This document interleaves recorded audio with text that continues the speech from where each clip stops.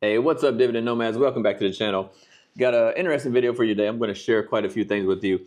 One of the things I'm going to share with you is going to be my thoughts and opinions on investing in high yield dividends and how to actually live off of those.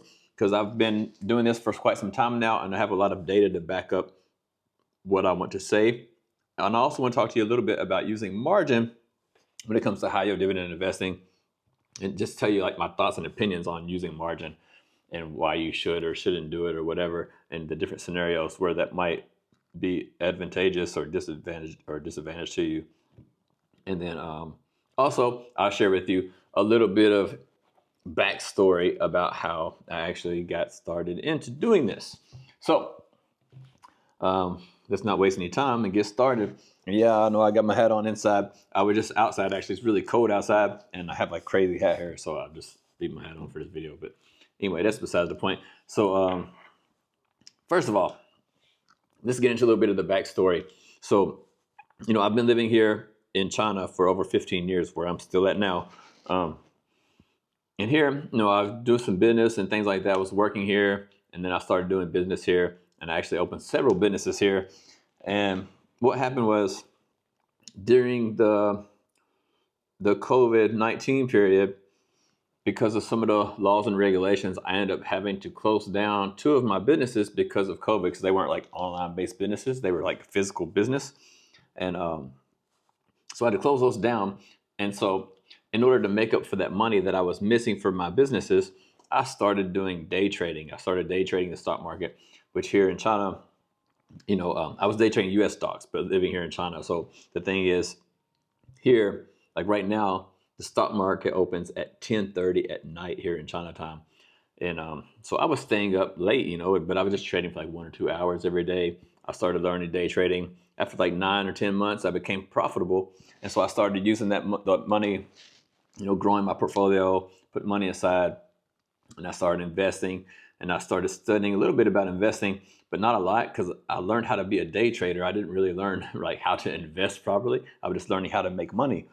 And so that's how I got started into the whole investing thing, because once I started making this income, and then I thought, okay, because of the time differences and things like that, I don't really want to stay up all night long. It's becoming quite difficult to stay up all night and then do my work in the daytime. But anyway, I was doing this for the whole COVID period. But once COVID ended, I started to become really profitable by day trading. But the thing is, now I can get back to the other things that I was doing in terms of my business and things like that. So I started getting back to business, and but I wanted to find a way to invest money and to grow more passive income on the side without having to stay up all night and do day trading. And right about that time, I was trying to invest for like a year. I had a whole bunch of crap. And then the high yield dividend stuff came out. The very first thing that came out was Tesla, right? TSLY. There was like nothing else available really. And I started investing in that. And then a couple other ones started coming out, like OARK, OARK from Yomax. Like all these Yomax funds started coming out. And I started investing in them slowly over the course of like a year. But at that time, I think I had like a $25,000, $30,000 portfolio, and I had like 40 different stocks. And this is kind of before my YouTube journey started, but I had like 40 different stocks, and I wasn't making much income because my money was spread out along so many different funds and stuff like that. So what I ended up doing was selling out of everything and then starting over from scratch, which was this was in, I want to say May or June of 2024. So not quite a year ago is when I started over, and that's when I started documenting the journey on YouTube to share with people how this is working out for me and how things are going. So now I have data. I got my first dividends in June. And when it comes to dividends and high yield investing, high yield income stocks, stuff like that, I got the first one in June. So here we are right now in February. So I have, quite a few months of investing in these to see how they actually work and to share my thoughts with that. So how that's worked out for me is my portfolio has grown, and I've mostly been invested in Tesla, Alti, Coney, and Misty for the most part, not really anything else. I've had some here and there. I bought some and sold some, this kind of thing. But the ones that I've held for the longest time would be Tesla and NVIDIA, or not NVIDIA, Tesla, Coney, Ulti, and Misty. I've had those for the longest amount of time across different portfolios and stuff like that. And what I have noticed and what has worked out for me is my portfolio has grown even without me adding money to it. So my portfolio is growing on a steady basis. So here's my thought on this. If you are somebody who doesn't know a whole lot about investing and which companies to choose and this and that, and you don't want to like do a whole bunch of research all the time and trading in and out of stocks all the time and trading, like you kind of want to put your money somewhere and just like do something simple, but without a massive risk, I think these work as long as you keep reinvesting the dividends, right? So if you're investing in high yield income funds and you just keep putting all the money back into it, keep reinvesting, from what I've seen and from my own experience, that has grown my portfolio. Now, if I wanted to live off of that money, if I want to take that money and put it in my pocket, I don't think it would be possible. I would see my capital slowly depleting and going down. And the money I'm just putting in my pocket, but my portfolio will be shrinking. But if I'm reinvesting the money, my portfolio will grow, because it has been. I have the data and all the evidence of that on my spreadsheet, and I can share that with you guys when I make my monthly recap videos. You'll see that. And I also share my real brokerage account. You can see that. So it does grow. But in terms of living off of it, because the NAV erosion or the price decline is what I like to call it. It's not really NAV erosion in my opinion, because they're actually giving you the money back. So you're getting the money back, but the price does go down, which means your capital goes down, right? So you have that to think about. So in terms of living off of these, if you really want to live off of these high yield dividends, can you do it? I believe you can, but it's really a matter of so many different things, like how much money do you actually need to live, and like how much you reinvest back into the funds. Like all these stuff matter, right? It's like, just to give you a quick example, for example, say you need, let's just make it simple. Say you need $1,000 a month to live, right? And I know you're thinking, wow, that's crazy, but who cares about that? That's just a hypothetical example. Say you need $1,000 a month to live. If you have in your mind that I'm going to get $1,000 worth of dividends every month and then quit my job, it's not going to work out very well for you, because your capital is going to slowly go down, and your $1,000 a month you're getting is going to turn into $800 and then $700 and then $500 and so on, because you're not reinvesting the money. So if you wanted to live off of these, I would say that you need, I've said in the past, I've mentioned probably 3x, but now I actually want to raise the bar on that. And I want to say you might need 4x, or maybe even more than 4x what you need to live if you want to make this work, because you're going to need to reinvest more than a quarter of the dividends. You're going to have to reinvest more likely, like I would say at least 75%. 75 to 80% of the money you're receiving, you're going to have to reinvest that in order to at least keep like capital flat, to keep your portfolio balance flat, or to possibly grow a little bit. I think you're going to need to reinvest 75 to 80%, which means you would need to live off 25%, right? Which would be like one quarter.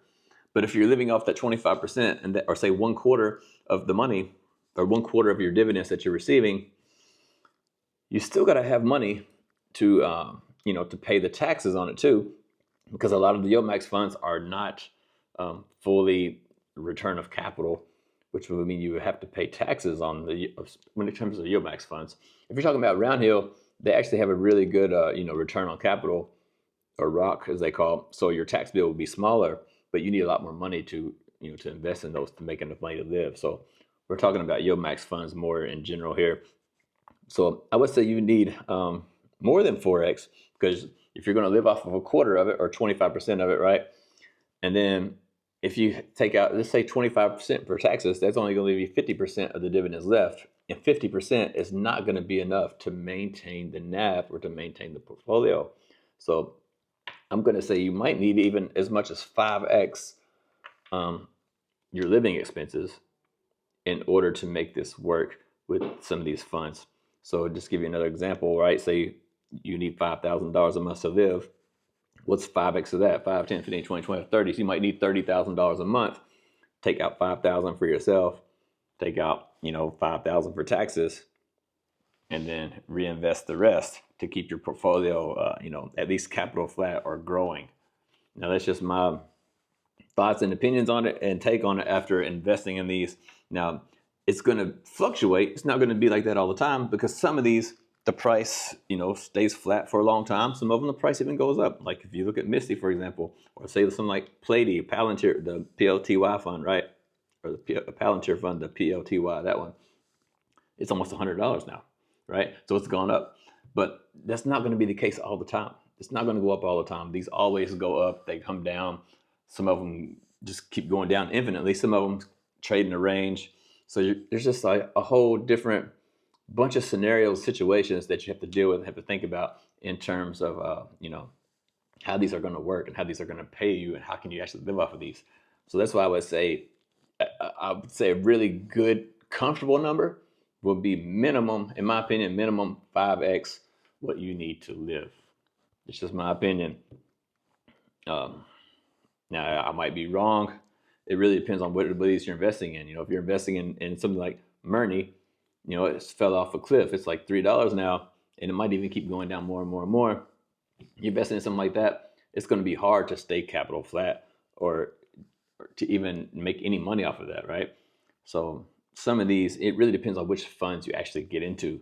But the ones that I've been into, and for what I've seen, it can be possible, but you really have to reinvest a large portion of the money. And in some instances, you may have to reinvest all of the money from time to time. It really depends on how the underlying is performing and how you're performing based on that, right?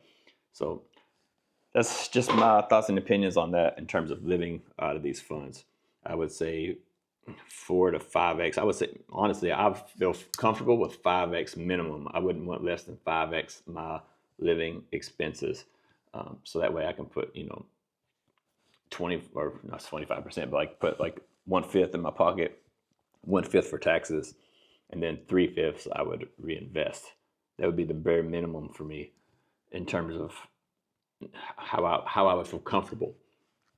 Now, the second thing, or the next thing I want to talk to you guys about really quick, would be using margin in these high yield dividend ETFs and using that to grow your account and that kind of thing. Because it's a popular subject. A lot of people talk about it. Now, in my opinion, I'm not using margin in my account, and I've used margin before for day trading to have leverage on my trades and make a lot of money. But I've never used margin in these high yield dividends in terms of long-term investing, and I'll tell you why I haven't. And I would tell you why I think when it's a good scenario, when you might want to consider using it, and why you would not want to consider using it. So for me, in my thought process, one of the reasons why I'm not using margin is because I'm at the point right now where I'm thinking about even just leaving my work completely and not working anymore. And I don't want to leave my work and not have any income coming in except for my dividend portfolio and be in debt and have to pay margin, right? It's if I was a long way off from working, so say for example, if I know I'm going to work for the next 10 years, then I would be more than fine with, using some margin and growing my account faster and using other people's money to do that and just, have a bigger income from the distributions and pay the margin back over X amount of time. But because I don't have that 10-year timeline, I don't want to work for 10 more years. Actually, I was thinking about possibly even retiring this summer. And if that's the case, then I don't want to have debt. I don't want to be in margin debt and have to worry about paying that back. So that's one of the reasons why I'm not using margin. So in terms of using margin to grow the account, to grow your account, I don't necessarily think it's a bad idea. It just really depends on your time horizon in terms of, how long do you want to work for? Are you going to be working for the next 10 or 20 years? Then fine, go ahead, use some margin and build this thing up to a massive amount of income and then pay it back. And then, you can do whatever you want to do after that.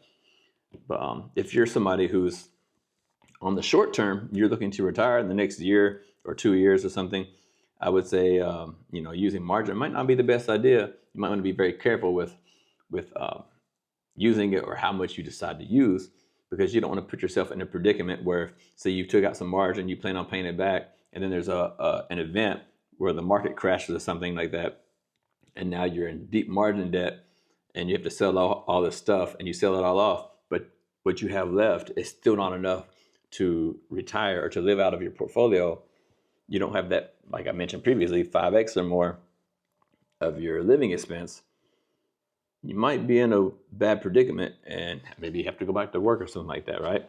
So it really depends on your situation and your time horizon on if margin is like, a thing that you want to use to try to boost your portfolio.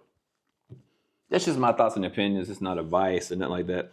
I'm not a professional financial person. I mean, I'm not qualified to give you guys advice and nothing like that. So I'm just telling you my thoughts and opinions on this.